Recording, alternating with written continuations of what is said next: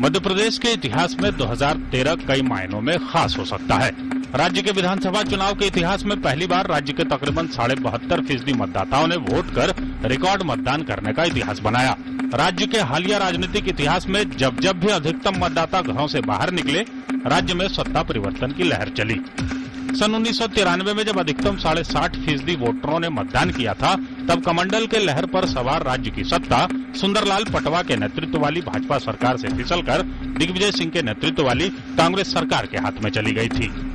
ये बदलाव 2003 में फिर दिखा था, जब अधिकतम 67.25% मतदाताओं ने वोट डाले थे और राज्य की राजनीति में उमा भारती एक नक्षत्र के तौर पर उभर कर सामने आई थी। यानी जब भी राज्य में ज्यादातर वोटर घरों से बाहर निकले, परिणामों में भी बदलाव दिखा। क्या 2013 का ऐतिहासिक मतदान किसी बदलाव की नई राजनीतिक कहानी गढ़ेगा? हालांकि देश के कुछ अन्य राज्यों में पिछले कुछ सालों में इस परंपरागत थ्योरी के विपरीत परिणाम आए। बढ़े हुए मत प्रतिशत सत्ता परिवर्तन का बायस न बनकर उस सत्ता को और मजबूत करने की वजह बना। क्या बढ़ा मत प्रतिशत वर्तमान शिवराज सिंह सरकार को और मजबूती देगा? इन सारे सवालों के जवाब चंद घंटों में देश के सामने होगा। इन सालों में अगर कुछ और आंकड़ों पर नजर डालें तो तस्वीर थोड़ी और साफ होती दिखती है। साल 2003 के विधानसभा चुनाव में तकरीबन 67.25% मतदाताओं ने वोट डाले थे, जो उस वक्त के हिसाब से सर्वाधिक था। नतीजा उमा भारती के नेतृत्व में भाजपा 42.5% मतों के साथ 173 सीटें जीतने में कामयाब हुई थी, जबकि दूसरे नंबर पर रहने वाली कांग्रेस को 31.61% मतों के साथ मात्र 38 सीटें मिली थी। कांग्रेस को तकरीबन 134 सीटों का नुकसान हुआ था। 3.25% मतों के साथ समाजवादी पार्टी को 7 सीटें मिली थी, जबकि 7% वोट के साथ बसपा को 2 सीटें मिली थी। गोंडवाना गणतंत्र पार्टी तकरीबन 2% मतों के साथ 3 सीटें जीतने में कामयाब हो पाई थी।